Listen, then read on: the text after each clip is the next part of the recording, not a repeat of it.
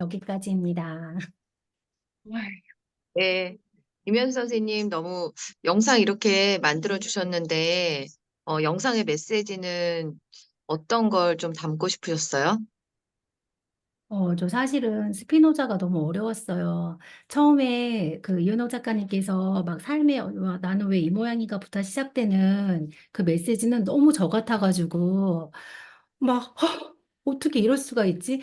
나 그 애 키우면서 막 애는 이렇게 키우라고 하는데 제가 전혀 바로 제 자신이 바로 선 게 없으니까 이게 너무 힘든 거예요. 항상 육아서에서는 이렇게 하라 저렇게 하라 말하는데 이걸 쫓아갔다가 저걸 쫓아갔다가 결국은 망하는 거예요. 아이 인생은 딱 한 번뿐인데 그 시기는. 그러게.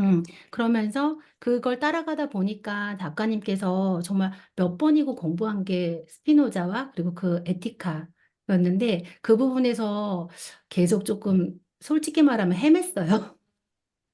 아유, 어, 정말, 당연하죠. 헤매고 몇 번이고 읽고 하면서, 뭐랄까, 다 안다고 하기보다는 뭔가, 삶을 해결할 수 있다는 거, 감정이 이행된다는 그 메시지를 받고서 약간 저의 그 그 관계 속이라든가 아니면 제 자신에 대해 자신감이 없었던 것들, 그런 것들을 좀 해결할 수 있지 않을까라는 생각을 했고요. 그래서 오늘 작가님께서 어떤 공부를 통해서 만났던 그 스피노자를 조금이라도 좀 맛봤으면 좋겠다는 생각에 요 한 꼭지만 좀 집중적으로 다뤘습니다. 사실은 이렇게 네, 네. 해야 제가 조금이라도 읽을 수가, 더 읽게 되더라고요. 네. 네, 너무 감사합니다. 지금 막 그 천년의 상상 선한교 대표님께서 네, 막 이렇게 리액션 해주시면서 공감해 주셨는데요.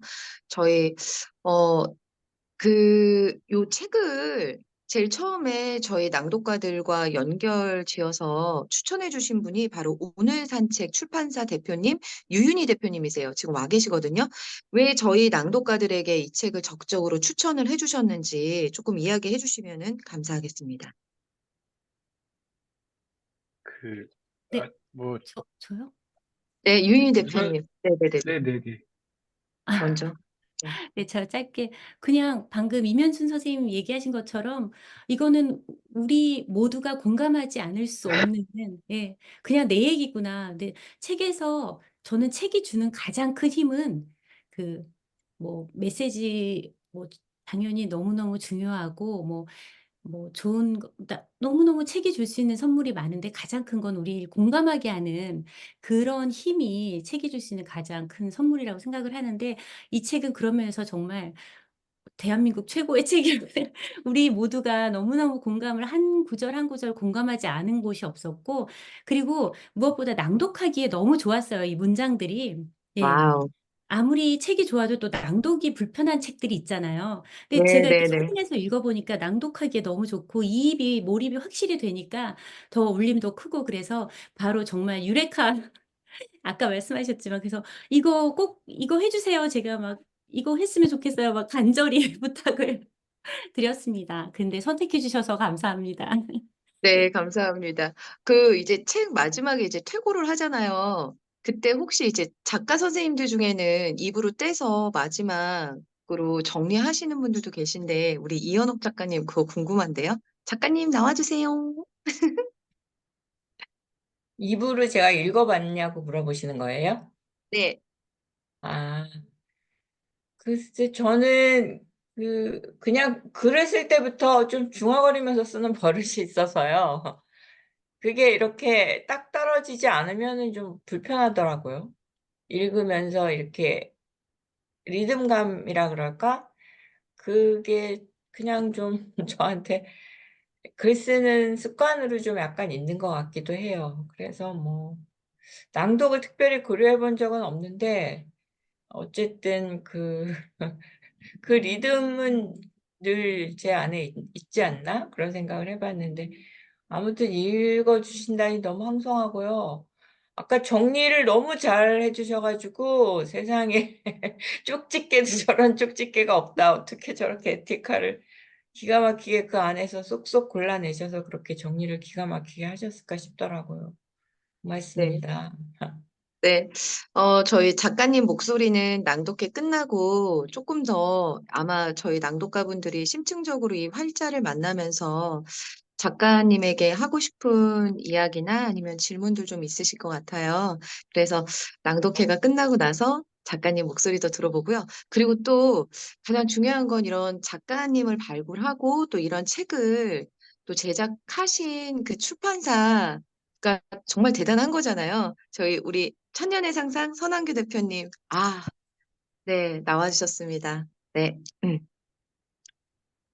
네, 안녕하세요. 그 낭독하는 사람들, 선생님들 뵙게 돼서 너무너무 즐겁고, 또 내일이 휴일인데요. 이쯤 되면 이제 거의 널브러질 때인데, 그, 이렇게 또 저녁에 같이 함께 해줄 수 있는 기회 주셔서, 너무 감사합니다. 그, 이현호 선생님은 저는 이제, 이현호 선생님도 그렇고, 저도 그렇고, 한 10년 전인가, 이 공부 공동체에서 이렇게 만난 기억이 나요. 저도 이제 공부를 좀 하고 싶은 사람이어서. 근데 이제 저는 이제 이현호 선생님이 책에서 얘기하는 공부의 이미지만 있는 사람이에요. 그러니까 뭐라고 그럴까? 약간 허위의식? 그러니까 지적 욕구 뭐 이런 것만 가득 차가지고 이렇게 했던 거고 제 삶으로 이렇게 가져오지는 못한 그런 사람 중에 하나인데 그 이제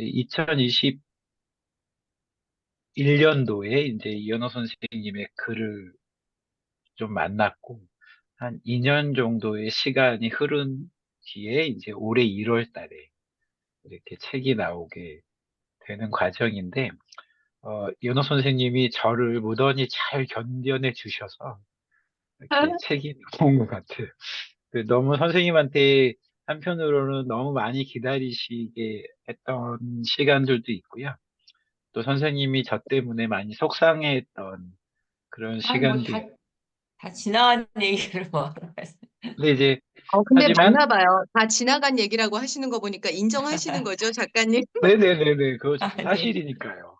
그래서, 근데 또 역으로 그만큼 또 그 2년의 시간 동안, 이현호 선생님도 2년 전에 알았던 것과 다시 또 새로운 공부를 통해서 새롭게 알았던 것들을 이렇게 다시 정제돼서 넣을 수 있었던 그런 그럼요. 시간이어서 책이 네, 훨씬 더 어, 좋아졌어요. 네, 제가 그렇죠. 보기에도 되게 존경스러울 정도로 좋아졌습니다. 뭐 그런 과정을 겪었던 것 같습니다. 네, 네. 이렇게 또 내부 사정을 들어보면은 이제 많은 시간, 그 시간을 흘러서 또 저희 오늘 이 시간에 공부하는 사람 이현옥이라는 이 책을 우리 입에 맞춤을 할 수 있게 되었습니다. 저희 수파자 낭독의 낭독가들의 목소리로 이 책을 이어가 보도록 하겠습니다. 첫 번째 낭독가 선생님 나와주세요. 시작하겠습니다.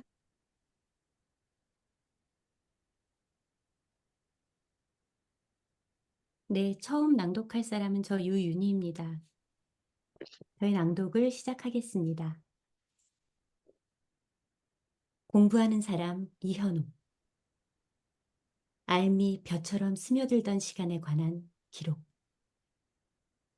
이현옥 지음. 출판사 천년의 상상. 나는 왜 이 모양인가? 학교 공부가 평생을 안전하게 살기 위한 보험이라는 걸 나는 꽤 일찍 알았다. 나야말로 그런 보험이 딱 필요한 처지였으니까. 내가 고등학생일 무렵까지 우리 식구들은 단칸방을 벗어나지 못하고 있었다. 술과 노름 같은 건 일절 모르고 살던 아버지가 오죽하면 월요일 아침에 자식들에게 줄 차비를 벌겠다고 밤을 새워 고스톱을 치곤 하셨을까. 그만큼 절박했던 것이다. 나는 아래로 동생이 셋인 맏딸이었다. 한글을 일찍 깨우쳐 초등학교 때 반짝 사람들 눈에 띄었던 덕에 부모님은 물론 주위 어른들 모두 내가 든든한 보험이 되어주리라 굳게 믿고 있었으니 열심히 공부해야 할 이유가 이것 말고 또 있었을까? 물론 나 역시 그 임무를 잘 완수하고 싶었다. 열심히 공부해 좋은 대학에 들어가고 번듯한 사람이 되어 방이 2칸이라도 있는 집으로 이사해 부모님의 무거운 짐을 덜어드리고 싶은 마음이 정말이지 굴뚝 같았는데 유감스럽게도 그런 의무감이 공부에 대한 강한 의지로까지 연결되지는 않았다. 변명을 해보자면 내 머리통은 늘 너무나 현실적이고 구체적인 문제로 가득 차 있었다. 애초부터 어려웠던 집안 형편이 아니야, 아니야. 우리 연결책이 없나?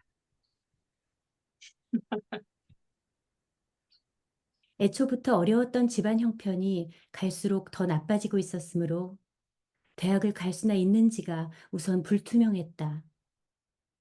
주변의 어른들을 봐도 죄다 힘들어 보이거나 시시해 보였고 학교 선생님마저 그저 직업인으로 보일 뿐이었다. 어디에도 닮고 싶은, 저렇게 살고 싶다 하는 어른이 없었다. 어떻게 사는 게 좋을지 감을 잡을 수 없었다. 딱히 뭐가 되고 싶은지도 모르겠고, 뭐가 된다는 게 뭘 의미하는지도, 또 뭐가 되는 것과 잘 사는 것이 어떤 상관이 있는지도 모르겠고, 다만 잘 사는 것이 잘 먹고 잘 사는 것과 다르다는 정도는 알았던 것 같다. 모든 게 뒤죽박죽에 하루하루가 문제였으므로 아직 닥치지 않은 앞날을 생각하며 지금을 참고 공부에 매진할 인내심이 솔직히 그때는 없었다. 이런저런 책들을 닥치는 대로 읽고 푸념에 가까운 일기를 쓰다가 잠드는 날이 많았고 시험 때나 며칠 벼락치기 공부를 했으니 좋은 성적을 낼 수 없었던 건 당연했다. 예상대로 나는 입시에 실패했다. 그러나 돌이켜 생각해보면 이 시절이 내 인생에 치명적이었던 건 입시 공부에 실패했기 때문이 아니라 이 시기를 거치는 동안 내가 스스로를 믿지 못하게 되었다는 점에 있지 않을까 싶다. 힘들게 사는 부모님을 볼 때마다 양심의 가책을 느끼면서 어떻게든 만회를 해보려고 공부 계획표를 새로 짜곤 했는데 지켜지지 못한 계획표를 떼어내고 새 것을 붙이는 횟수가 늘어나면서 새 것도 결국 지켜지지 않으리라는 걸 알게 된 거다. 나는 왜 이 모양인가? 자신의 의지로 자신의 신체를 움직일 수 없는 의지 박약아라는 것을 인정해야만 하는 한심한 상황. 자신을 스스로 부정할 수밖에 없는 처지가 너무나 비참하게 느껴져 이때부터 생각이 많아졌다. 다들 의지만 강하면 못할 게 없다고들 말하는데 나는 그놈의 의지를 도무지 자유롭게 사용할 수가 없으니 이 신체는 나에게 붙어 있기는 하지만 내 것이 아닌 것만 같았다. 그렇지만 또 한편 이런 생각도 든다. 너는 의지가 약한 인간이야. 라는 말만으로는 내게 일어난 일이 다 설명되지 않는데 왜냐하면 나에게도 그 의지라는 게 아예 없지는 않기 때문이다. 갖고 싶은 걸 사려면 차비를 아껴야 했고 그래서 너무 춥거나 너무 더운 날에도 학교까지 꽤 먼 길을 걸어가는 의지를 발휘했다. 어렵고 힘든 일이라도 기꺼이 몸이 움직여지는 때도 있었다는 이야기다. 처음엔 이런 생각이 단순히 나를 합리화하기 위한 억지인 줄 알았는데 생각해 볼수록 아닌 것 같았다. 싫은 사람 앞에서 아무렇지 않은 척 하려고 아무리 마음을 먹어도 표정을 숨길 수 없고 마음속 생각은 사실 내가 떠올리기도 전에 저절로 생겨나지 않던가. 당시의 내 상황이 부모님 잘못이 아니라는 걸 알면서도 나도 모르게 올라오는 짜증이나 화도 내 의지로 어찌해 볼 도리가 없는 것 중 하나가 아닌가. 그렇다면 분명히 이 의지를 발동시키고 나를 이러저러한 모습으로 결정하는 어떤 이치가 있지 않을까? 대체 어떤 이유로 내 의지가 경우에 따라 다르게 관철되는지, 어떤 이유에서 현재 나는 이 모습이 되었고 지금 이렇게 살고 있는지 알 수 있다면 나도 이 의지 박약의 상태를 벗고 다르게 살 수 있지 않을까? 가전제품 사용법을 잘 숙지하고 나면 그 제품을 100%로 활용할 수 있듯 나라는 사람이 어떤 이치에 의해 이런 생각과 말과 행동으로 결정되는지, 그런 것들이 내 의지와 어떤 관계가 있는지를 이해할 수만 있다면 했어야만 했는데 하지 못한 일을 후회하며 스스로를 낙인 찍는 못난이 말고 나 자신을 굳세게 신뢰하는 사람으로 당당히 살 수 있을 것 같았다. 20대, 30대, 40대를 거치는 동안 사라지지 않고 내 안에서 맴돌던 질문. 하지만 해결의 단서를 찾을 수 없었던 이 질문은 50대에 공부를 시작하고 스피노자를 만나면서 비로소 길을 찾았다. 네, 저의 낭독은 여기까지입니다. 다음에 낭독해 주실 분은 김미옥 선생님이십니다. 네, 안녕하세요. 김미옥입니다. 저의 낭독을 시작하겠습니다. 어떻게든 살아보고 싶어 품은 질문들. 생각해보면 직장을 완전히 그만두고 집에 들어앉아 온전한 가정주부로 되었던 시간. 그러니까 내 아이의 엄마와 한 남자의 아내로서 맡은 역할이 내 정체성의 전부였던 30대 중반부터 40대까지 그 시기가 내 인생에서 가장 버라이어티한 시절이 아니었을까 싶다. 좋고 나쁘고를 떠나서 수많은 사건이 일어났고 아이들은 쑥쑥 자랐으며 그 틈새에서 어떻게든 살아보겠다고 아우성을 치던 한 여자가 있었다. 말 그대로 카오스 그 자체였다고나 할까? 남편은 우선 나와는 성별이 다른 사람이고 나와 완전히 다른 환경에서 성장한 사람이다. 어쩜 이렇게 다를 수 있을까? 체질과 입맛과 감수성, 돈 쓰는 방식이나 책임에 대한 기준, 소통하는 방식까지 놀라울 정도로 달랐다. 완전히 다른 사람과 한 공간에서 매일매일 일상을 공유하며 살아간다는 것은 그만큼의 사건의 발생을 의미한다. 물론 싸우기도 많이 싸웠지만 노골적으로 드러난 사건이 아니더라도 매일같이 내 안에서 어떤 사건이 발생하여 결국 당황스러움, 놀라움, 섭섭함, 답답함, 안타까움, 분노, 실망 같은 슬픔의 감정을 남겼다. 게다가 그동안 돈을 번답시고 부모님 곁에서 구경만 하던 무늬만 엄마에서 내 아이의 진짜 엄마로서 감당해야 할 살림 부담까지 더해졌으니 이거야말로 체험 삶의 현장 그 자체였다. 아침에 눈을 떠 밤에 잠들 때까지 쉬지 않고 몸을 움직여 먹이고 입히고 치워야 했으며 아이들의 감정과 말과 행동에 적절한 대응을 하기 위해 끊임없이 판단하고 결정해야 했다. 제대로 못한 일이나 잘못된 일에 대해서는 자책의 감정을 느껴야 했다. 아이들은 너무나 예뻤지만 내 힘이 모자랐다. 몸은 굼뜨고 손은 서툴렀으며 마음은 폭닥거렸다. 나도 모르게 땅이 꺼지도록 한숨을 쉬게 되고 힘들어 소리가 개구리처럼 튀어나왔다. 어느 날인가는 애들 다 재우고 잠자리에 들었는데 내일 아침에는 안 깨어났으면 좋겠다 하는 생각을 나도 모르게 하고 있더라는. 내가 나에게 놀라 잠을 설친 그날 밤,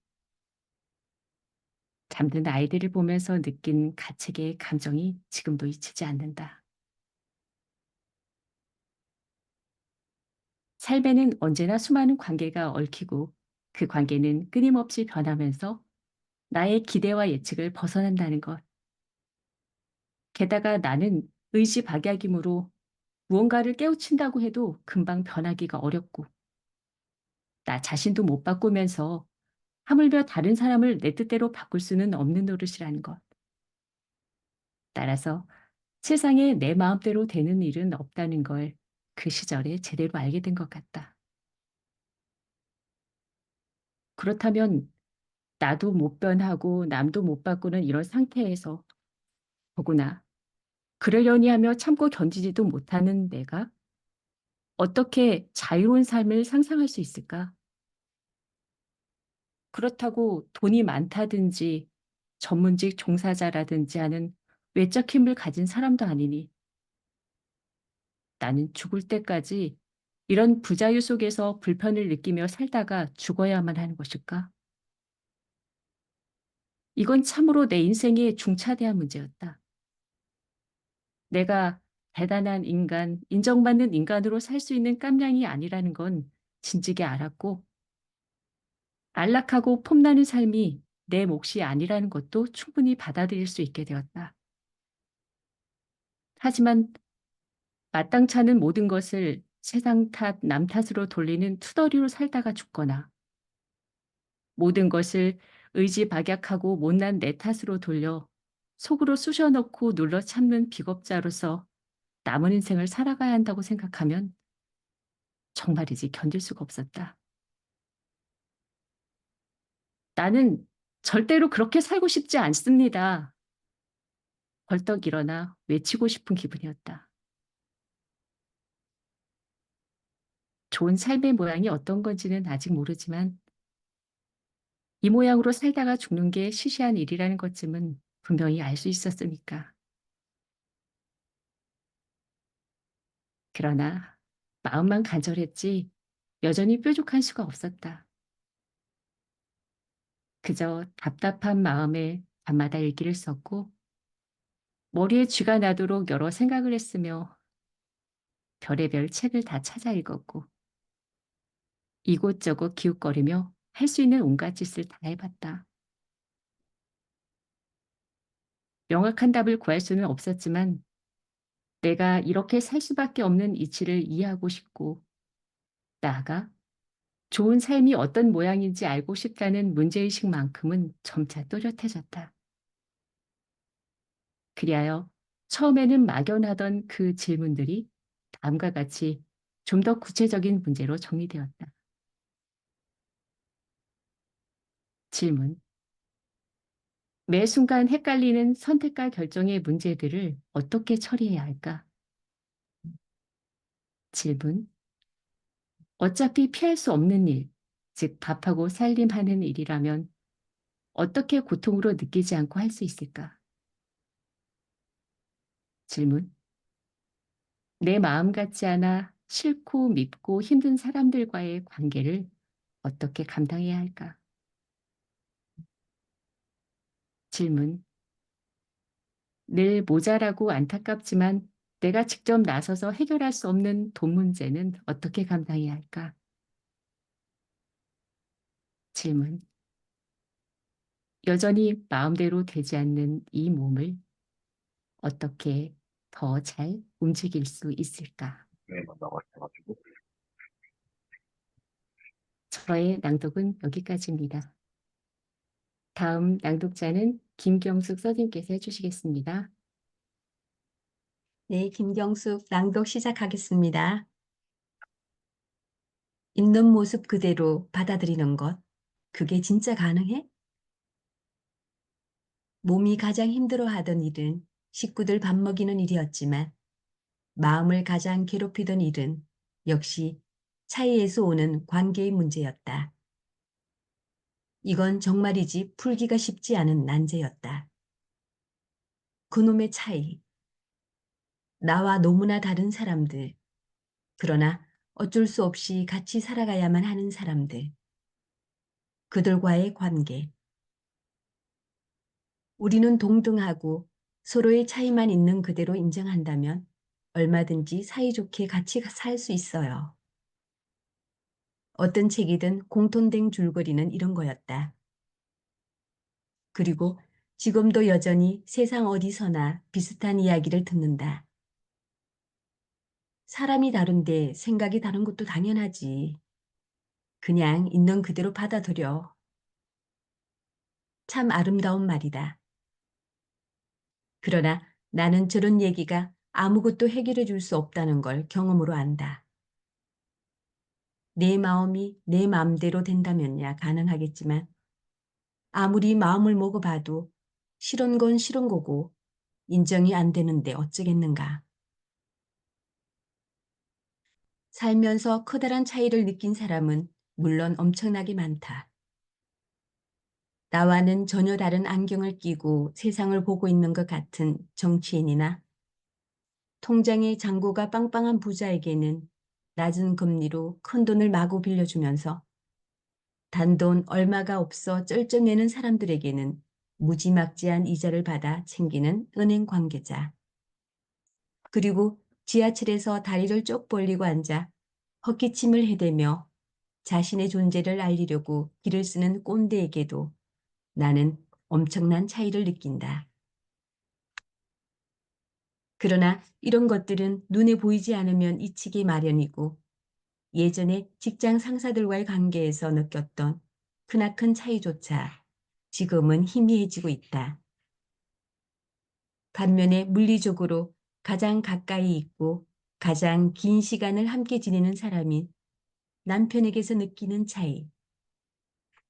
이건 말할 수 없이 생생하고 치명적이다. 물론 아내인 나만 그렇게 느끼는 건 아닌 것 같지만 얼마 전 친구 아들의 결혼식에서 있었던 일이다. 앞으로도 변함없이 처음처럼 서로를 이해하고 아끼면서 살기로 맹세한다. 라고 신랑 신부가 서약을 하자 내 앞에 앉아있던 내 또래 여성들이 웃으며 속삭이는 소리가 들렸다. 그래, 어디 한번 살아봐라. 그렇게 되나? 나 역시 도저히 접점이 없을 것만 같은 참으로 큰 차이를 남편에게서 느끼며 절망했던 시절 긴 세월이 있었다. 이 와중에도 나는 그저 참고 견디며 가만히 있을 수만은 없었으므로 관계에 관한 책들을 여러 권 찾아 읽고 교육도 받아왔다. 무엇보다도 내가 겪은 상황을 끊임없이 반추해보면서 그런 불편한 마음이 생기는 나 자신을 그리고 내게 그런 태도를 보일 수밖에 없는 상대를 이해해보려 애를 썼다. 힘들고 괴로웠던 만큼 정말로 상황을 바꿔보려는 노력을 많이 쏟았다.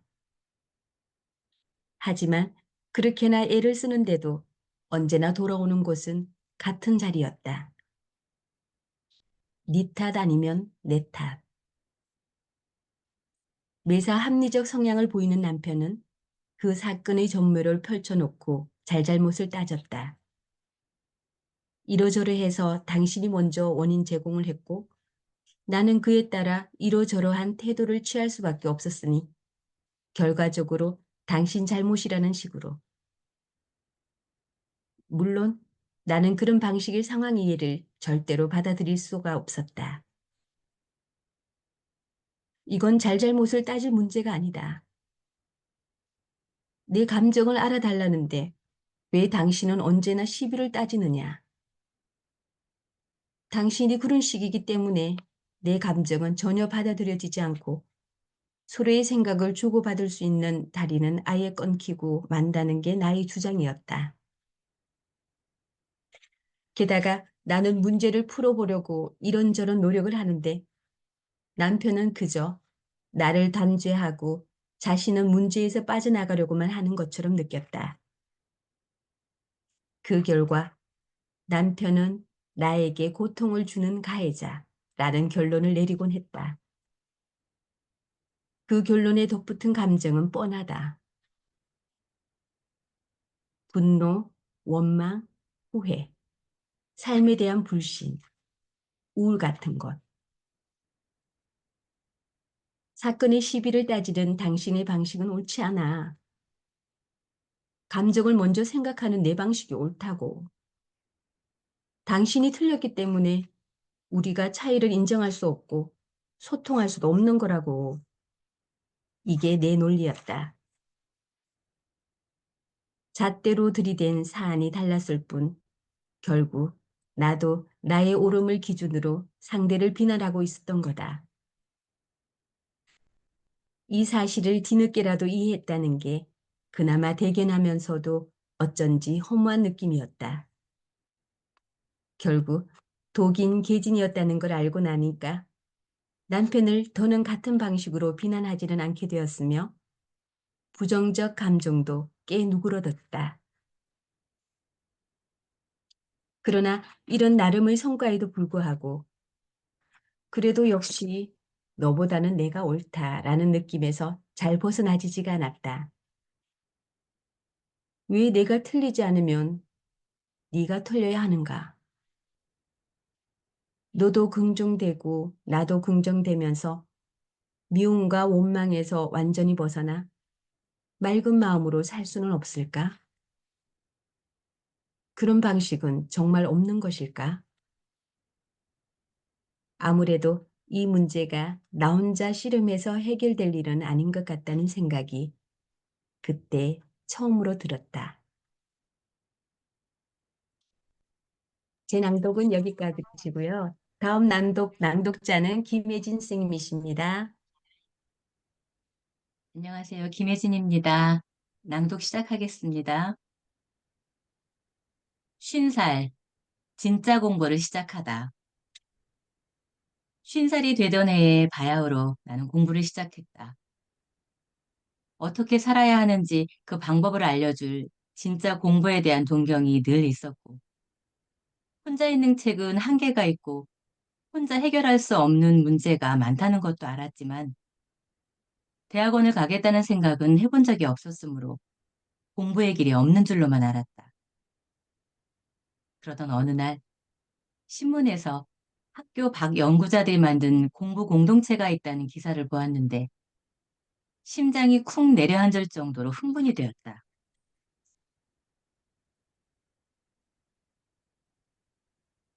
처음 공부하러 갔을 때 가장 당황스러웠던 건 기초반, 중급반, 고급반 같은 것이 나뉘어 있지 않다는 점이었다. 학원은 물론이고 하다못해 자녀와의 대화법을 배울 때조차 기초반과 심화반이 따로 있었는데 이곳에는 그런 경계가 없었다. 그냥 선생님들 각자의 관심과 공부 목표에 따라 기획한 강의가 공지되면 관심 있는 사람들이 등록을 하고 그들이 모여 몇 달에서 길게는 1년까지 함께 공부하는 과정이 주 1회 정도 진행되는 시기였다. 모여드는 사람들도 천차만별이어서 똑같이 류순을 공부하겠다고 왔어도 나처럼 공부가 뭔지 감도 못 잡는 생초보부터 이미 10년 이상 공부하고 있는 선배들까지 그러니까 초등학교 1학년과 고등학생이나 대학생을 한데 섞어놓고 공부가 진행되는 셈이나 마찬가지였다. 큰 그릇에 음식을 담아두고 알아서 가져다 먹으라고 하면 아이는 아이대로 성인은 성인대로 각자의 소화력과 먹는 속도에 맞춰 먹게 되듯이 공부 또한 각자의 양껏 하면 되는 방식이라는 것은 한참이 지난 후에 알았다. 선생님이 계시고 강의를 듣기도 하지만 일방적으로 내용을 전달받기보다는 그 안에서 내가 챙길 수 있는 만큼 배워서 가져가는 것. 멋진 방법 같았지만 초보자에게는 만만한 공부는 아니었다. 외국말이 우리말이 외국어처럼 보이고 들리던 기억이 아직도 생생하다. 류순이 중국 사람이고 압규정전이라는 걸 쓴 사람이라는 정도만 알았던 나는 앞뒤가 맞아떨어지지도 않고 줄거리도 없는 것 같은 요상한 류슨의 소설을 매번 황당하게 맞이할 수밖에 없었다. 희망을 부정하는 것 같은 선생님의 강의도 어리둥절했다. 더욱이 그렇게 감도 잡히지 않는 사람에 대한 글을 대체 어떻게 써야 할지 몰라 새벽까지 컴퓨터에 앉아 멍하니 앉아있곤 했었다. 혼란만 가득 안긴 채 첫 번째 공부는 그렇게 마무리가 되었다. 머리가 복잡해지니까 마음도 급해져 곧바로 1년 정도의 강도 높은 수업에 도전했다. 일주일에 이틀, 하루에 2과목의 수업이 있었고 석 달을 한 학기로 해서 4학기가 진행되는 빡센 과정이었다. 30명 정도의 동료가 모였는데 나와 비슷한 연배의 현직 교사도 있었고 동시통역사, 대기업에 다니는 30대 직장인, 그리고 나 같은 아줌마까지 20대에서 50대까지 화려한 친구들을 이곳에서 만났다. 지금도 종종 느끼는 바이지만 이렇게 다양한 연령대의 친구들과 격이 없이 만날 수 있는 곳은 공부의 장밖에 없지 않을까 싶다. 그저 강의만 듣는 게 아니라 글을 써야 했다.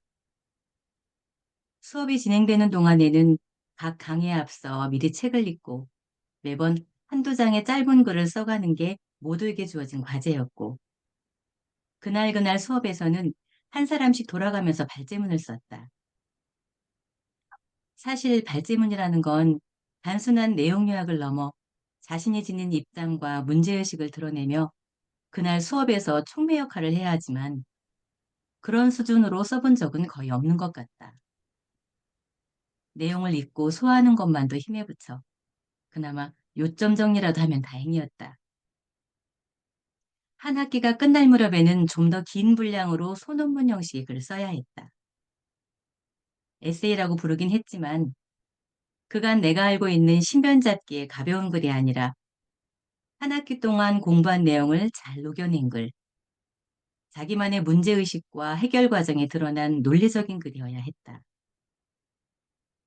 나는 되게 일주일 내내 끙끙거리다가 결국 전날 밤을 홀딱 새워서 겨우 써가곤 했는데 밤새 쓴 글이 컴퓨터에서 감쪽같이 사라지는 참사를 겪은 적도 있고 압박감을 못 이겨 끝내 못 쓰고 만 적도 있었다.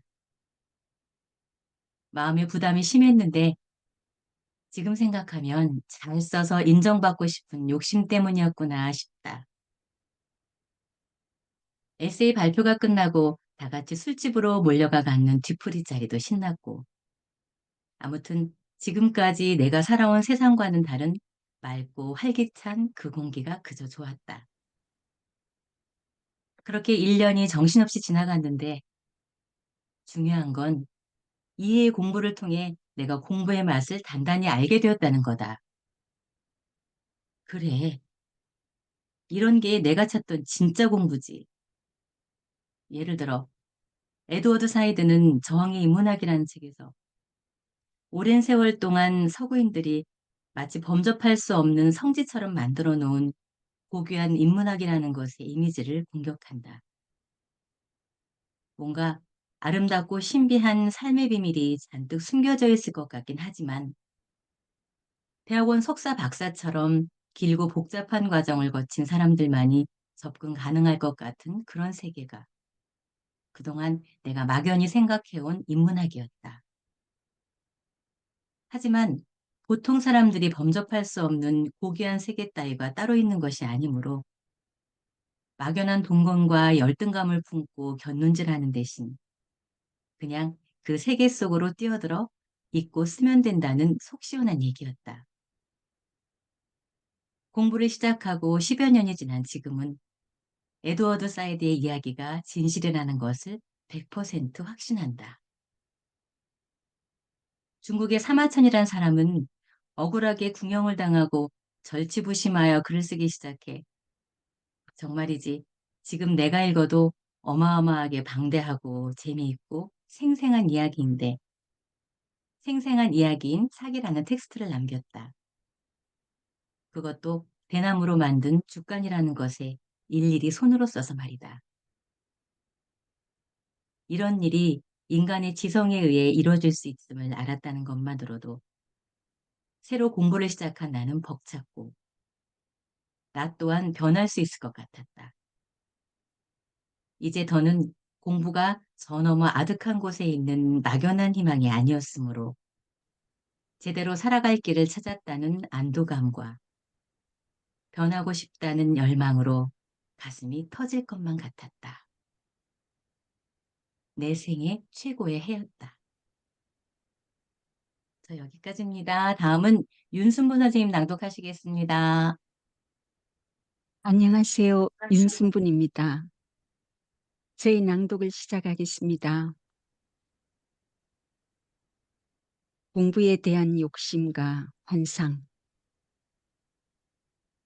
선무당이 사람 잡는다고 공부 맛을 한 3년쯤 보고 나니 공부 욕심이 하늘을 찌를 듯했다. 구체적으로 무슨 공부였는지 지금은 잘 기억나지 않지만 논어, 맹자, 삼국사기, 서양 철학사, 그리고 러시아 문학도 몇 달 했던 것 같다. 그 외에도 이젠 제목도 기억나지 않는 수많은 책을 만났으나 스쳐 지나갈 뿐인 만남이었다고 해야 맞겠다. 이 시절에 나는 새로 개설되는 강의 안내문과 커리큘럼이 하나같이 다 멋져 보였고 저 공부를 하기만 하면 지금껏 몰랐던 다른 세계를 알게 되고 다른 내가 될 수 있을 것만 같은 강렬한 매혹을 느끼곤 했다.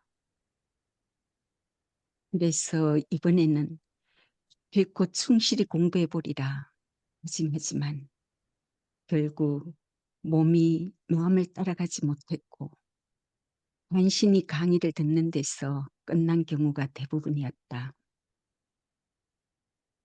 욕심도 욕심이거니와 이때는 책을 읽으며 공부한 내용을 내 신체로 옮겨 오르면 매우 특별한 주의를 기울여 오랫동안 애써야 한다는 걸 몰랐다. 그저 새로운 걸 알고 열렬히 느끼기만 하면 빈박의 나 자신도 변화하여 책에서 말하는 삶을 살게 되리라 믿었던 순진한 시절이었다고 할까. 당시 내가 공부하던 방식을 보면 이런 점이 잘 드러나는데 질 좋은 노트와 색색의 필기구가 내 공부의 필수 품목이었다.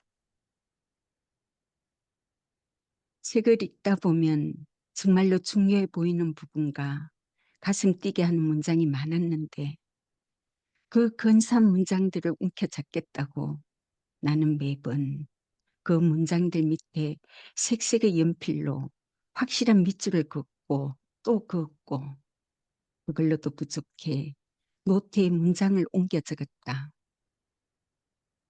그제야 비로소 그 문장을 소유한 느낌이랄까. 이런 식으로 노트가 한 권, 두 권 쌓이면 뭔가 내가 다른 사람이 되어가고 있는 기분이 들었던 것이다. 이 마음이 그저 공부에 대한 이미지, 즉 환상이었다는 건 꽤 나중에 알았다. 그렇게 여러 번 밑줄을 긋고 중요 표시를 하고 시간과 공을 들여 노트에 옮겨 적음으로써 나는 그 아름다운 말을 소유하고 싶었던 거고 또 실제로도 그렇게 되는 줄 착각했던 것 같다. 내가 한 번도 생각해 보거나 상상해 보지 못한 삶에 대한 짜릿한 통찰로 가득한 그 매혹적인 말들을 내 노트에 붙잡아 두기만 하면 당장에 그런 삶을 살 수 있기라도 한 것처럼 말이다. 좋은 삶을 사는 방법을 배우는 공부가 아니라 공부를 하고 있다라는 것 자체로 좋은 삶을 살고 있기라도 한 듯이 이렇게 하기만 하면 그 아름다운 문장처럼 나도 짱짱하고 근사한 사람이 될 수 있을 것 같았겠지. 하지만 그런 일은 일어나지 않았다. 다행스럽게도 그런 일이 일어나지 않았기 때문에 그 근사한 문장들이 그 글을 쓴 작가의 삶, 그 자체만으로 존재하는 것이 아님을 깨달을 수 있었다. 날씬하고 예쁜 모델이 입고 있는 근사한 이미지 효과의 옷을 샀지만 막상 그 옷을 내가 입었을 때는 전혀 다른 옷이 되었던 경험을 수도 없이 한 후에야 내게 잘 어울리고 나를 돋보이게 하는 옷은 결국 내 체형과 이목구비와 낯빛 그리고 내 취향과 경제적 사정을 두루 고려해 내 스스로 골라야만 한다는 걸 배웠듯 내 공부도 꼭 그랬다. 나에게 공부를 한다는 것은 지금의 내 모습이 애초부터 이렇게 결정되어 있는 것이 아님을 아는 것. 그런 모습의 내가 될 수도 있었고 앞으로도 다른 내가 될 수 있음을 아는 것이다. 하지만 그건 말처럼 쉬운 일이 아니다. 공부를 시작한 초기에는 날마다 내가 변하고 있는 줄만 알았는데 4년이 되어가는 지금도 나의 느낌과 말과 행동에는 큰 차이가 없다. 내가 알미라고 생각했던 건 알미의 이미지 조각들 뿐이었고 그 이미지들은 나를 바꾸지 못한다는 것을 이제 알게 되었다. 50년간 내 몸과 마음에 단단히 새겨진 무의식적인 것들과 오랜 습관을 넘어 다른 길을 낸다는 건 단단한 돌에 뭔가를 새기는 일과 같아 보인다. 아주 많은 힘과 공을 들여 분명하게 길을 새겨넣지 않는 한 언제라도 나의 정신과 신체는 옛날의 길을 따라가고야 만다. 2014년 10월 12일 신통하게도 중량각성을 하기는 했는데 이런 반성과 깨달음을 통과했다고 해서 금세 달라지는 건 역시 아니었다. 아마도 거의 2년 가까이 빨질과 알아채기를 반복한 후에야 공부 욕심과 환상에서 벗어나 내 힘으로 더듬더듬 생각이라는 걸 하면서 책을 읽게 되었다. 이 책의 이 문장을 나는 왜 아름답다고 느끼는 걸까? 아름다움의 기준은 무엇이었을까? 내가 붙들고 싶은 것, 그건 혹시 막연한 환상 덩어리가 아닐까? 아까는 이 문장을 읽는 내가 무엇을 이해하기를 바랄까? 내가 가졌던 이미지와 작가의 의도 사이에는 어떤 간격이 있을까? 나는 그 사이를 어떻게 통과해야 할까? 저희 낭독은 여기까지입니다. 다음 낭독해 주실 분은 윤설 선생님입니다. 안녕하세요. 윤슬입니다. 저의 낭독을 시작하겠습니다. 열심히의 다른 사용법. 공부 4, 5년차 시절 공부에 대해 욕심과 이미지만 가득했던 게 아니다. 돌이켜보면 내가 공부하는 사람이라는 자의식과 자만심도 하늘을 찔렀구나 싶다. 공부는 무조건 좋은 거고 그걸 하는 사람은 특별한 사람이라는 이 터무니없는 무의식은 대체 언제 어디서 내 안에 자리 잡은 것일까? 시간이 흘러 내가 공부라는 걸 하고 있음에도 불구하고 실제로 나는 거의 변한 게 없음을 알고 난 뒤에야 정신이 퍼뜩 들어 공부에 대해 다시 따져보게 되었다. 공부가 대체 뭐길래 내가 이렇게 신앙처럼 받들고 있는 것일까? 내가 책에서 밑도 끝도 없이 뚝 잘 나온 아름다운 문장이 그 자체로 생명을 갖는 게 아니듯 공부라는 것도 그 자체로는 빈 껍데기 아닐까? 공부를 통해 변하지도 못하고 있으면서 공부하는 사람이라는 자만심만 가득한 내 모습이 비로소 내 눈에도 보였다.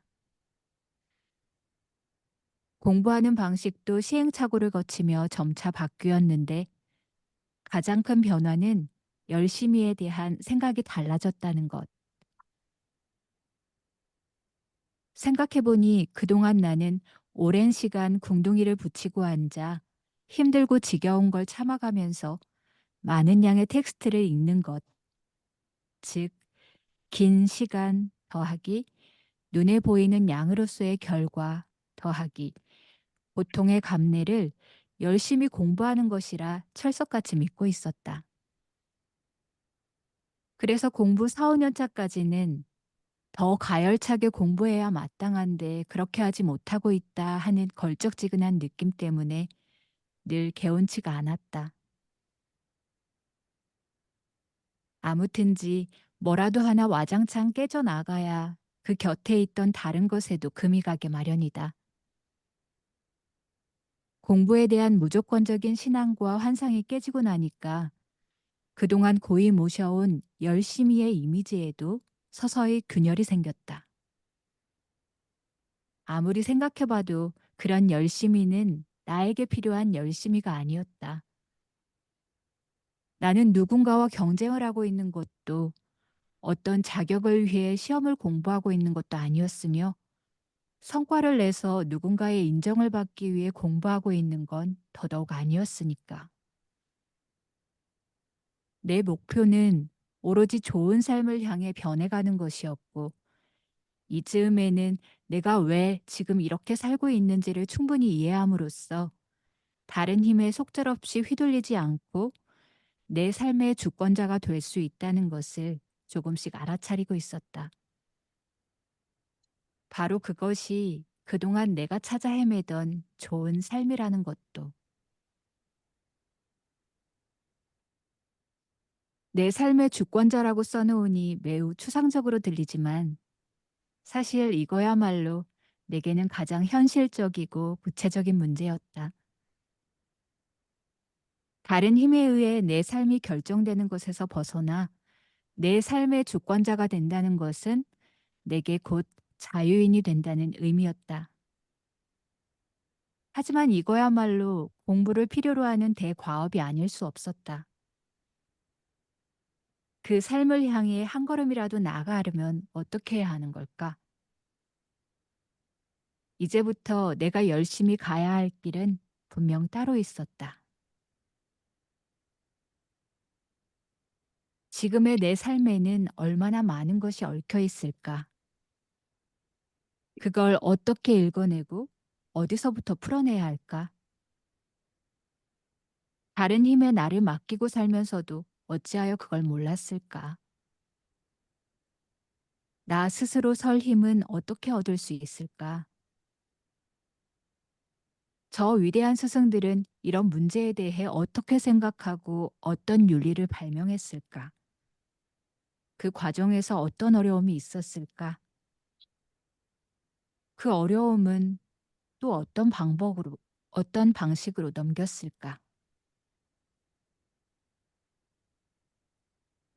현실적이고 구체적인 질문을 마음에 품고 텍스트를 읽되 내 얕은 눈으로 보이지 않는 스승의 깊은 속사를 조금이라도 느끼려면 마치 손으로 더듬듯 주의를 기울여야 한다는 걸 그 무렵에 알게 되었다. 즉, 몇 시간을 참고 앉아 있었느냐가 아니라 위대한 스승 니체가 되새김질이라고 표현했던 바로 그 방식으로 읽고 쓰면서 아주 조금씩이나마 내 윤리를 만들어가는 이 과정의 치열함에 대해서만 나는 열심이라는 부사를 사용하기로 했다는 이야기다. 열심히에 대한 사용법을 이렇게 바꾸니 텍스트의 아름다운 이미지와 외부의 시선으로부터 확실히 자유로워졌는데 그 구체적 효과는 두 가지였다. 우선 내 질문을 놓치지 않을 수 있었고 나의 현재 모습도 훨씬 정직하게 들여다볼 수 있게 되었다. 한마디로 주제 파악을 좀 더 할 수 있게 되었다는 것. 두 번째 효과는 내 글이 조금 더 단단해지고 구체적이 되었다는 거다.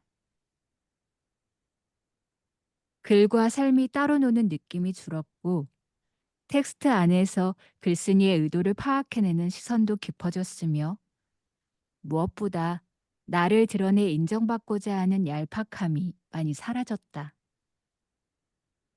나는 이걸 내 글이 단단해진 증거라고 여긴다. 내 글이 나아졌다는 것을 우쭐대는 마음 없이 인정하게 되었다는 것도 기쁜 일이었다. 저의 낭독은 여기까지입니다. 다음 낭독은 함소영 선생님께서 해주시겠습니다.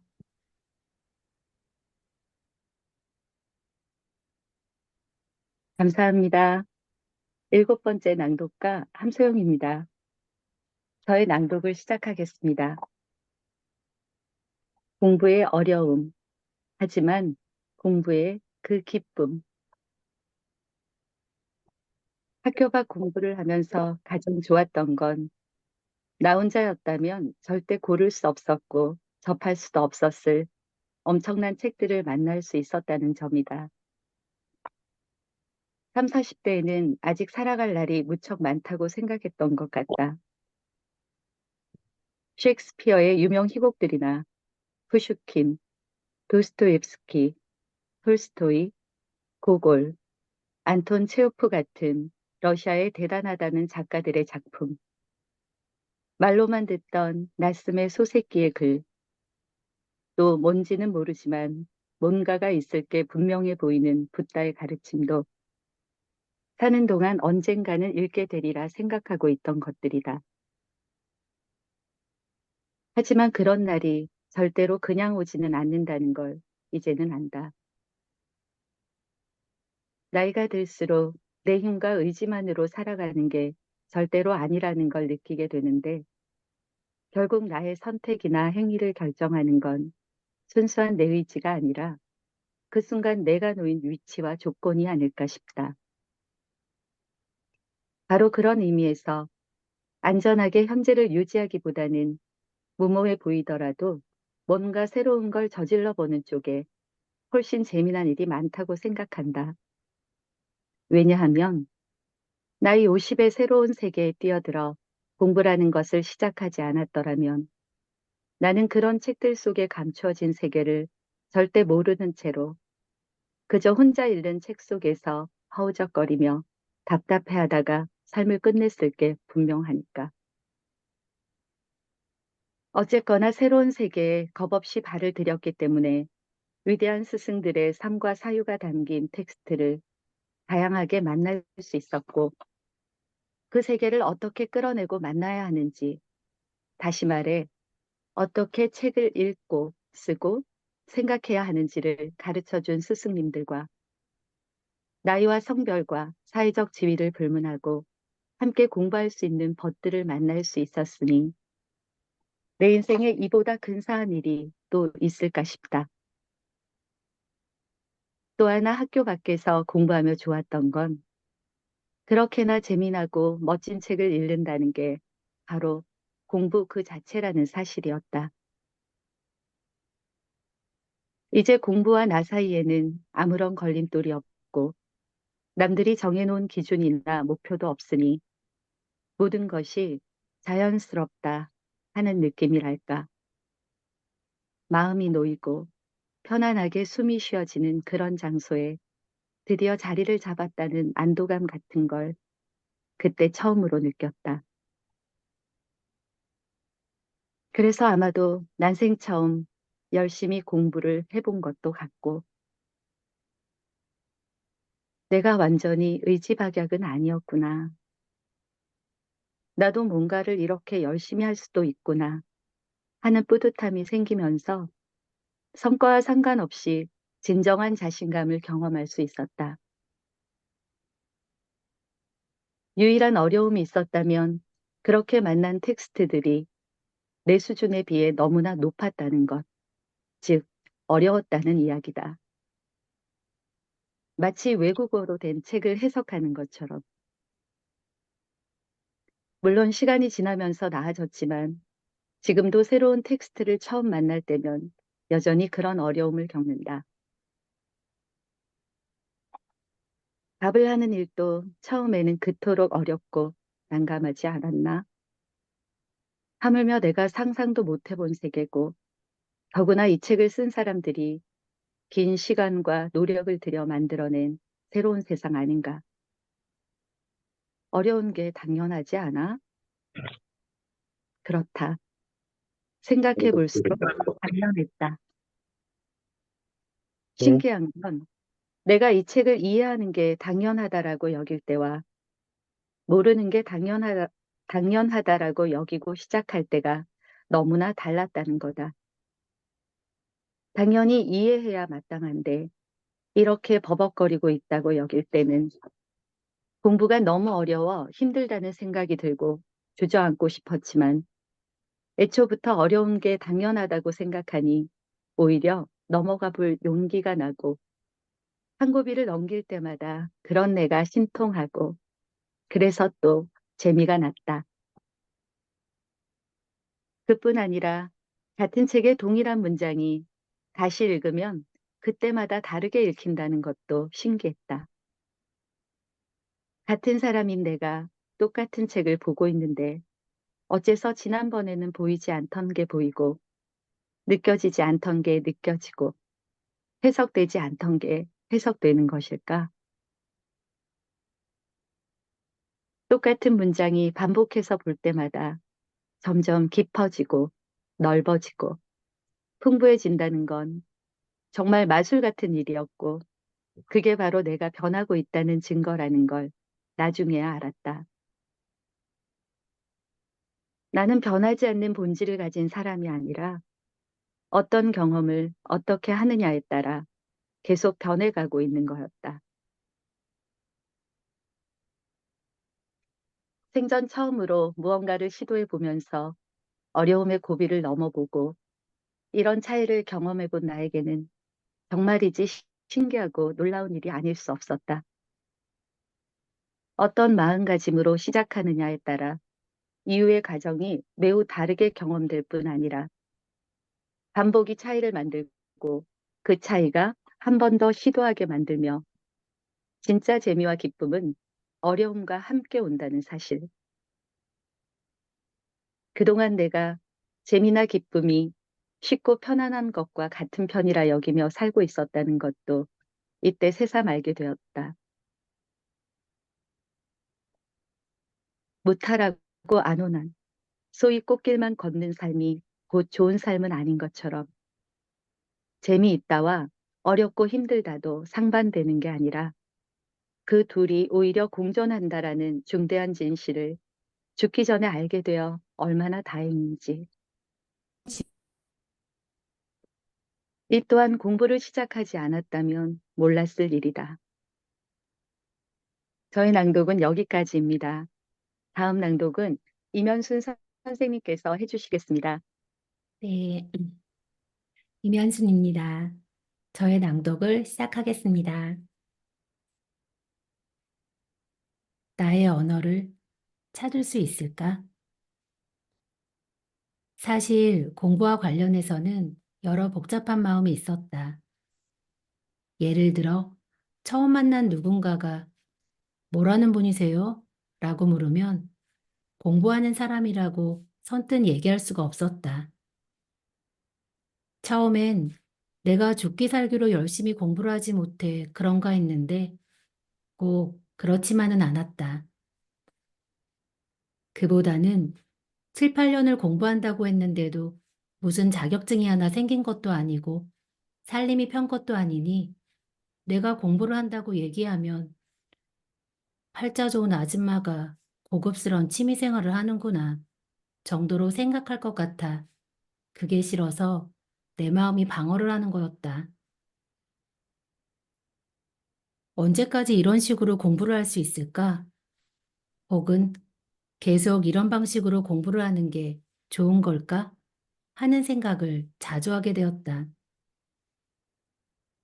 처음엔 혼자서는 풀 수 없는 문제를 풀고 어떻게 살아야 할지 알고 싶어 공부를 시작했지만 이제 그 방법이 조금씩 손에 잡히니까 앞으로 어떻게 살아야 좋을까 하는 고민이 구체적으로 시작되었던 것인지도 모르겠다.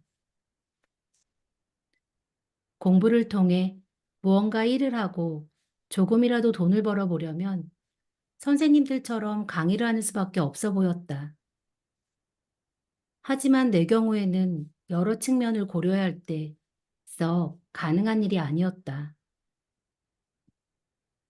유일한 방법이 있다면 책을 써서 그간의 내 공부를 증명하는 것이었고 책을 써보라는 권유를 선생님이나 동료에게 가끔 받기도 했지만 그 또한 어디 만만한 일인가. 두 가지가 문제였다. 우선 내가 공부해서 알게 된 것과 내 일상적 삶의 간극이 여전히 크다는 것. 또 하나의 문제는 어떤 언어를 사용해서 책을 써야 할지 모르겠다는 점이다. 나는 그동안 공부를 했으니 연구자들이 쓴 책을 읽을 수 있을 것 같지만 내 아이들이 이런 책을 읽을 수 있을까 생각해 보면 회의적이었다. 그렇다면 연구자들은 연구자들을 위한 책을 쓰고 나처럼 공부에 언저리 있는 사람들이 여분의 독자로 거기 보태지는 걸까? 아무리 생각해봐도 내가 쓸 수 있고 쓰고 싶은 유일한 글은 내 삶에서, 내 삶에서 생긴 간절한 질문과 그에 대한 답을 찾아 헤매던 그 절실한 과정뿐이었다. 내 경험을 자신 있게 내보일 수 없다는 것. 그게 결국 내 언어를 가질 수 없는 이유일 것이다. 하지만 더디고 헤맸을 망정 간절하지 않은 적이 단 한 번도 없었고 공부를 쉬어본 적이 없었지 않은가. 그런데도 나는 어째서 나 자신을 믿을 수 없을까? 어떻게 해야 자신감이라는 걸 가질 수 있을까? 대체 이만하면 공부가 좀 되었다 하는 기준은 어디에 있는 것일까? 오랜 고민 끝에 내가 얻은 결론은 결국 나 자신이 기준이 될 수밖에 없다는 거였다. 내가 제대로 안다는 걸 내가 알고 인정할 수 있어야 한다는 것. 늘 같은 맛으로 김치찌개를 맛있게 끓일 수 있는 사람은 자기가 김치찌개를 끓일 수 있다는 걸 안다. 그 방법을 알 뿐 아니라 현실에서 실행시킬 수 있다는 것. 그게 아는 거다. 비록 사용하는 단어가 어설프고 표현이 매끄럽지 못해도 할 줄 아는 사람은 그걸 전달할 수 있으리라. 이처럼 할 줄 아는 사람만이 가질 수 있는 것. 그게 바로 자신감이다. 자신감은 분명 자기를 믿는 마음이지만 그렇다고 해서 자신감이 그냥 생겨나지는 않을 것이다. 학위나 자격증 등을 통해 사회적 공인을 받은 사람들 내지는 그 인정받은 사람들로부터 인정을 받은 사람들이 가진 최초의 자신감이란 결국 밖으로부터 온 것이 아닌가. 당신은 이제 기준을 충족시켰다는 인정, 그 기초에서 시작할 수 있었기에 그 다음의 자신감을 스스로 길어낼 수 있었던 게 아닐까? 사실 나 역시 먼저 배운 선생님들이 쓰는 개념어에 대해 불편함을 느끼면서도 한편으로는 언젠가는 나도 저런 언어를 갖게 되기를 바라고 있었고 내 문제를 풀어보고 싶다는 욕망 곁에는 그 스승들처럼 되고 싶다는 작은 욕망이 자라고 있었던 것 같다. 애초 나는 외부의 인정과 보상에 휘둘리는 자신을 청산하고 싶어 공부를 시작했는데 어째서 이런 욕망을 갖게 되었을까? 그런 외부 인정 없이는 아무리 열심히 공부를 해도 뭔가 공적 활동을 하거나 돈을 벌기가 어렵다는 것을 잘 알기 때문 아니었을까? 나는 과연 내 공부의 힘만으로 이 최초의 자신감을 길어올릴 수 있을까? 누군가의 인정을 통하지 않고서도 나 스스로 나 자신을 인정하고 스스로의 척도가 될 수 있을까? 깊은 그리고 어려운 고민이었다. 저의 낭독은 여기까지입니다. 다음은 성경숙 선생님께서 낭독해 주시겠습니다. 네, 안녕하세요. 성경숙입니다. 저의 낭독을 시작하겠습니다. 내 삶의 주인으로 살기 위하여 나는 어떤 원인에 의해 이런 모습으로 드러나는 것일까? 그리고 이 원인을 알고 나면 어째서 내 신체가 바뀌는 것일까? 자신에게 명령을 내리고 그것을 실행하고 그 결과를 향유할 수 있는 인간으로 살아가는 것. 이것이 내가 오랫동안 찾아 헤맨 좋은 삶의 모습이었다. 하지만 너는 네가 자연의 보편 법칙과 규칙에 의해 결정되는 존재고 너를 마음대로 바꿀 수 있는 자유의지 같은 건 없다고 하지 않았어? 네 마음대로 바꿀 수가 없다면 어떻게 명령을 내리고 실행하게 할 수 있다는 거지? 이게 정확히 내가 풀어야 할 문제였다. 나라는 존재가 무언가에 의해 결정이 되는 건 분명해 보이지만 그렇다고 나의 의지가 없다고도 할 수 없다는 것. 왜냐하면 나는 남편을 선택했고 이렇게 독립을 하는 쪽을 선택했고 지금도 집안일을 먼저 선택하고 있고 어제는 짜장면과 짬뽕 중에서도 선택을 했고 등등 수많은 선택을 계속해서 하고 있는데 이런 게 내 의지가 아니라면 대체 뭐란 말인가? 결론부터 말하자면 내가 열거했던 저런 선택은 능동적 의지가 아니었다. 이런 게 스피노자가 말한 수동성이다. 그동안 나는 내가 내 몸을 움직여 뭔가를 하고 성과를 내면 그게 곧 능동성이라고 믿었는데 천만의 말씀이었다. 분명 내가 어떤 행동을 하고 그 행위에 의해 나의 역량을 펼치고 인정받을 만한 성과를 내기는 하지만 내가 미처 몰랐던 어떤 것에 의해 그렇게 하도록 결정이 된다면 그건 능동성이 아니라는 거다. 같은 맥락에서 내가 공부에 더 우선순위를 두는 나로 결정되지 못한 이유도 짐작해 볼 수 있는데 정해진 목표도 뚜렷한 의무도 타인의 강제도 없는 공부에 대한 욕망이 살림에 대한 도덕적 의무감에 비해 힘이 약했기 때문이다.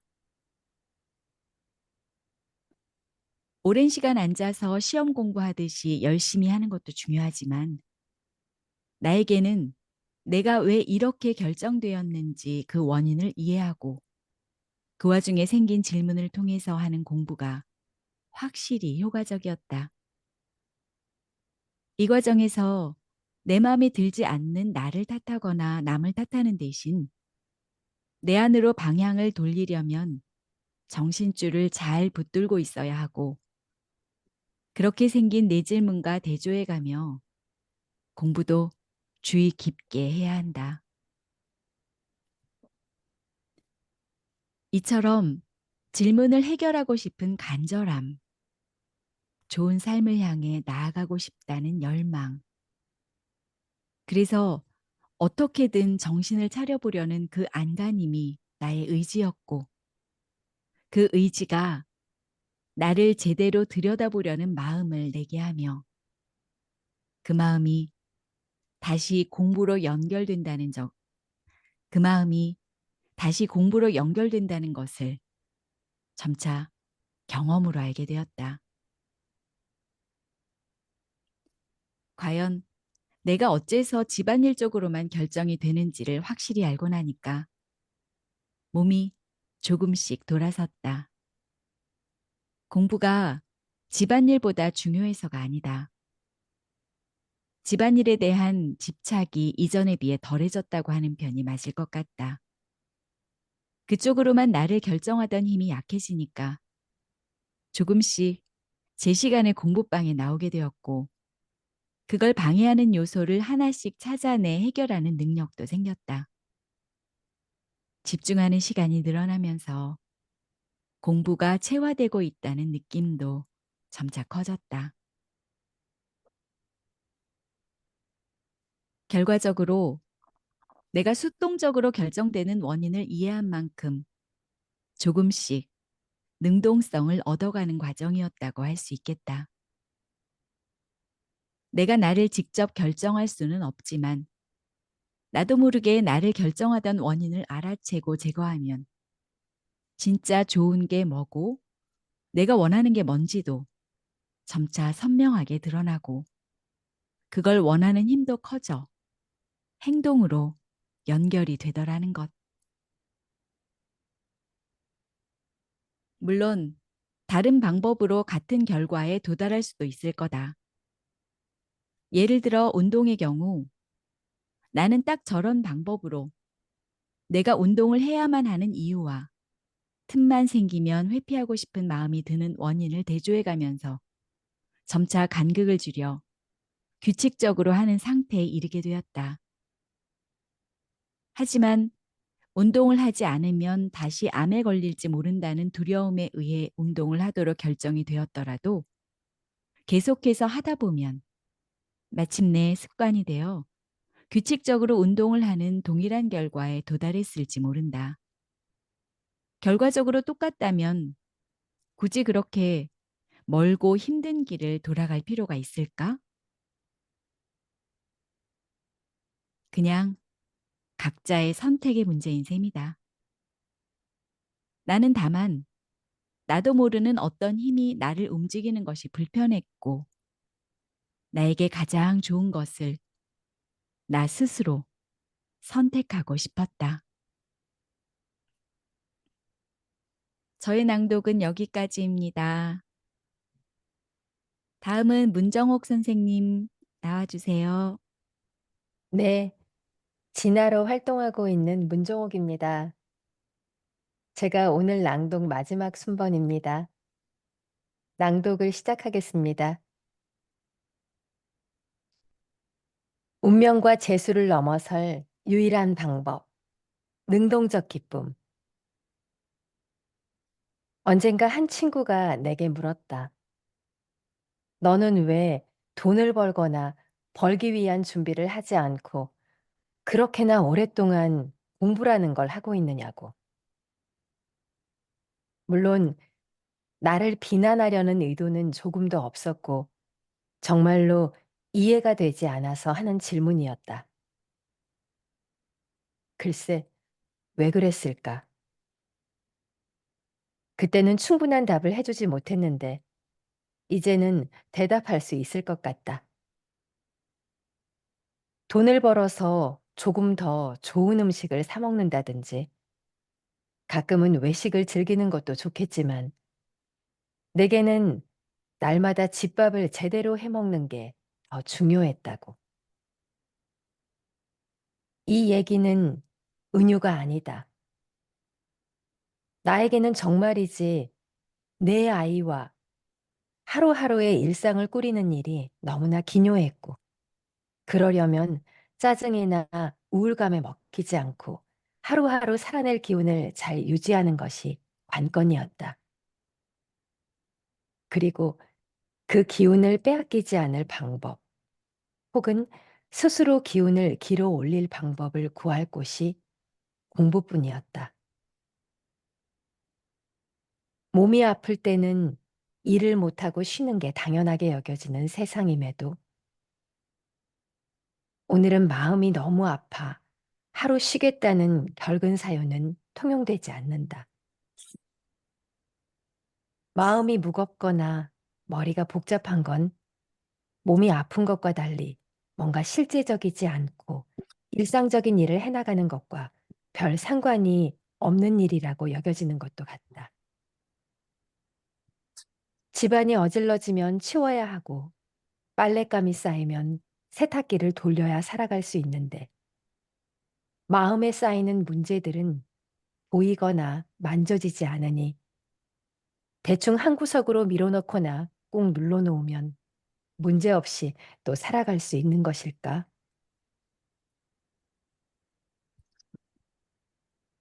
그렇게 살 수 있으면 좋겠지만 나는 정말이지 그게 어려웠다. 그게 어떤 문제이든 간에 풀리지 않은 채로 마음에 들어오면 딱 그만큼 몸이 무거워지고 무거워진 만큼 기운이 빠져나간다는 사실을 꽤 일찍 눈치챈 것 같다. 눈에 보이지는 않지만 마음이라는 공간도 물리적 공간과 비슷하지 않을까?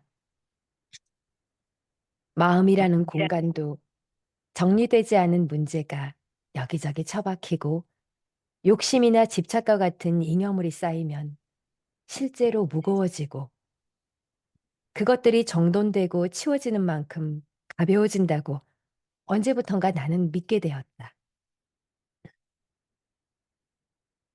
하지만 지금 어떤 문제가 들어와 내 마음이 무거워졌다는 걸 재빨리 알아챈다 한들 그걸 해결해서 가볍게 만들지 못한다면 무슨 소용이랴. 그저 매사에 예민하게 불편을 느끼면서 남도 불편하게 하는 투덜이가 될 뿐이다.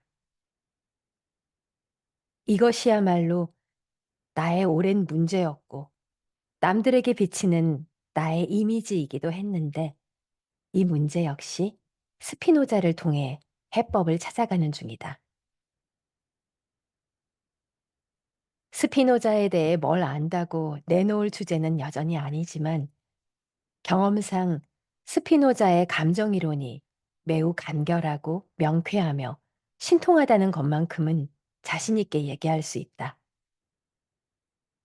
어찌 보면 우리가 늘 경험은 하면서도 놓치고 있었던 이치를 일목요연하게 정리해 놓은 게 스피노자의 감정이론이 아닐까 싶은데 일종의 감정의 진단키트 같은 거라고 말하면 스피노자 선생이 섭섭해 하실라나? 아무튼지 나로서는 이 방식을 통해 그때그때 내 불편한 감정의 징후를 제법 정확하게 판단하고 마음의 짐을 덜 수 있었기에 이 좋은 이론을 나누고 싶은 마음이 아주 크다. 앞서도 얘기했듯이 스피노자는 세상의 모든 사물은 예외 없이 자연의 보편적 법칙과 규칙에 의해 결정된다고 봤으며 인간의 감정 역시 그런 사물 중 하나다. 증오, 분노, 질투 등의 감정도 그 자체로 고찰한다면 다른 개개의 사물들과 마찬가지로 자연의 필연성과 힘에서 생겨난다. 그러므로 이러한 감정들은 일정한 원인이 있거니와 그 원인을 통하여 인식될 수 있다고 했던 스피노자의 이야기를 다시 한번 기억해 보는 것도 도움이 될 것 같다.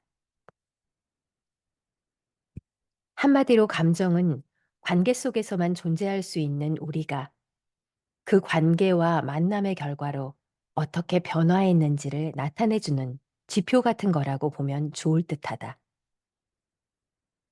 감정이 나타내는 변화는 크게 세 가지 방향을 갖는데 만남의 결과로 현재 상태보다 에너지가 증가하면 기쁨이고 에너지가 감소하면 슬픔이며 그 결과가 어떤 욕망으로 느껴지기도 한단다. 맛있는 걸 먹거나 잘 통하는 친구를 만나거나 인정을 받을 때는 내가 애초 가지고 있던 에너지에 그 만남이 준 에너지가 더해져 실제로 나의 활동 역량으로서 힘이 커졌기 때문에 기쁨을 느끼게 된다고 하니 너무나 명확한 이치였다.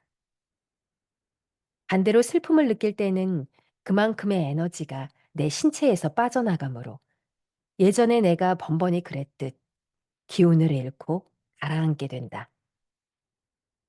이런 경우에 내 신체는 빼앗긴 에너지를 어떻게든 되찾기 위해 본능적으로 애를 쓰게 되는데 슬픔의 원인을 상대 탓으로 돌리거나 자신이 했던 후회되는 행위를 합리화하는 일이 바로 그런 노력의 하나였던 것이다. 물론 원인에 대한 이해가 없는 상태에서 네 탓 혹은 내 탓을 한다거나 합리화하는 방식으로 효과를 볼 수는 없지만 어쨌거나 스스로 어리석다고 생각했던 그런 행위조차 내가 못나서가 아니라 살기 위한 본능, 즉 자연의 보편적 법칙에서 생겨난다는 게 큰 위안이 되었다. 스피노자의 감정이론에서 내가 가장 놀라움을 느낀 부분은 내가 느끼는 기쁨과 슬픔에 절대적 기준이 없다는 것, 즉 감정은 끊임없이 이행할 뿐이라는 점이었다. 사실 스피노자를 알기 전까지 내 머릿속에는 요 정도의 돈은 어쨌든 필요하고 아이들이 요만큼은 커졌으면 좋겠고 남편은 나한테 적어도 여기까지는 해줘야 내가 기쁨이나 행복을 느끼며 살 수 있겠다는 기준이 어렴풋이 있었다. 하지만 알고 보니 자연의 보편적 법칙 안에 그런 기준 따위는 없었다. 감정은 오로지 한 사람의 신체가 현재 상태를 기준으로 오르락 내리락 이행하며 만남의 결과로서 갖는 에너지의 상태를 표현할 뿐이므로 세상에는 불행하기만 한 사람도 행복하기만 한 사람도 없다는 것을 분명히 알게 되어 진심으로 기뻤다. 와, 세상은 이다지도 불공평하고 빈부격차를 비롯해 온갖 차별도 갈수록 심해지고 있지만 자연의 보편적 법칙과 규칙은 한결같이 정직하게 작동하고 있다는데 깊은 안도감을 느끼면서 어쩌면 이런 게 우주의 차원의 정의가 아닐까 하는 생각도 해보곤 했다. 이상입니다. 와. 아, 감사합니다. 우주 차원의 정의, 내 자신에게 공평하기, 적어도. 네, 너무 잘 들었습니다. 우리 이현옥 작가님은 밤새 이제 발제문 하시고 발표하신 다음에 뒤풀이 술자리에 가신다고 했는데요. 저희는 술은 못 마셔도 그래도 우리만의 뒤풀이를 시작해 보도록 하겠습니다. 자, 이현옥 작가님, 저희 낭독가들의 낭독으로 선생님의 이렇게 글을 활자로 입에 담아서 예, 들으시니까 어떠셨어요? 아유, 황송했습니다. 아이, 제가 제 글이 되게 잘 쓴 글 같이 느껴지네요, 저한테. 선생님들이 너무 좋은 목소리로 잘 읽어주시니까, 오늘이 제 생애 최고의 날 같은데요, 진짜. 와, 정말로. 정말 고맙습니다. 아유, 아니,